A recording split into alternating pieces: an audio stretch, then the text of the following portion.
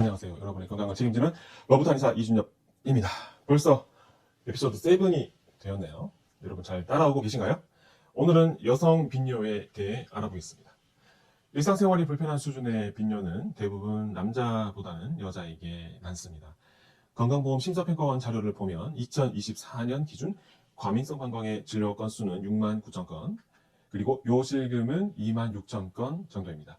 24년 자료이고 전체적인 추세가 증가하고 있기 때문에 2026년에는 아마 10만 건 정도 되리라고 봅니다. 나이별로는 과민성 방광은 60대부터 많고 요실금은 80세 이상이 압도적입니다. 국제요제의학회 ICS에서는 빈뇨 같은 경우 하루 8회 경우 8회 이상 소변을 보면 빈뇨로 보고, 그리고 밤에 자다 깨서 1회라도 소변을 본다면 야간뇨로 봅니다. 일단 과민성 방광으로 진단하기 위해서는 방광염이나 요로결석, 당뇨 등 소변 횟수를 늘릴 수 있는 다른 질환이 없다는 것이 전제되어야 합니다. 여성 빈뇨는 과민성 방광과 요실금으로 나눌 수가 있습니다.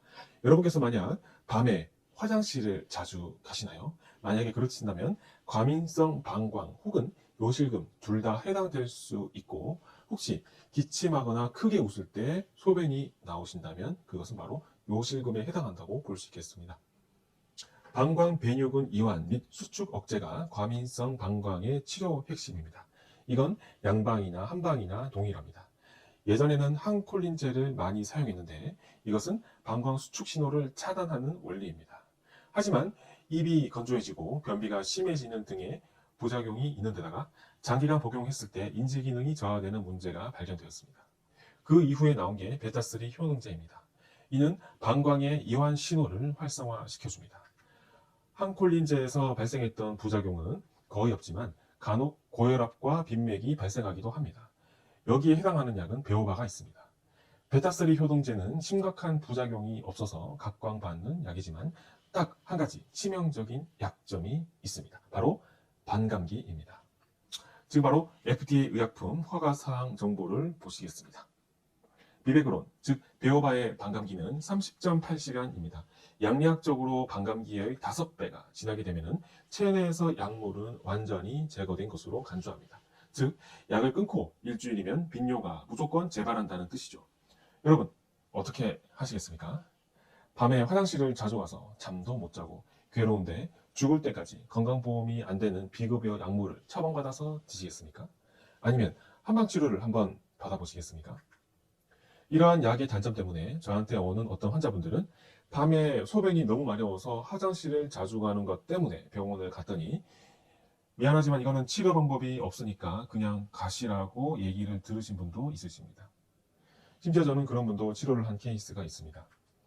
이미 예전부터 해외 논문에서는 여성 빈뇨의 한방 치료에 대해 효과를 입증한 바 있고요.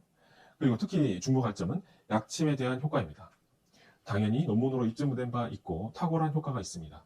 사실 약침에 대한 임상례는 많지만 효과가 없었던 경우는 한 차례도 없었습니다. 그렇다면 이 질환에서 남은 것은 지속 시간이 얼마나 되는가 하는 부분이겠죠. 제가 실제로 진료해본 결과 빈뇨로 치료받는 환자들 중에서 치료받고 호전된 이후에 효과가 3개월 이상 지속되는 케이스가 다수였고, 치료받고 좋아진 다음에 치료에 대한 컴플레인이 발생한 케이스는 현재까지는 없었습니다. 마지막으로 우리가 혼자서 할 수 있는 방법입니다. 먼저 식이 부분에서는 카페인 섭취를 줄이시는 게 좋을 것 같습니다. 그리고 운동으로는 배드민턴이 좋습니다. 특히 골반 근육, 괄약근 근육 강화에 도움이 많이 됩니다. 하지만 연세가 있으신 분이라면 배드민턴은 현실적으로는 조금 어려울 거라고 생각이 됩니다. 여러분께서 만약 빈뇨, 방광염 치료로 어려움을 겪는 분이시라면 지금 여기에 댓글을 달아주세요. 제가 직접 답변을 해드리겠습니다. 지금까지 로버트 한의사였습니다. 감사합니다. 로버트 한의사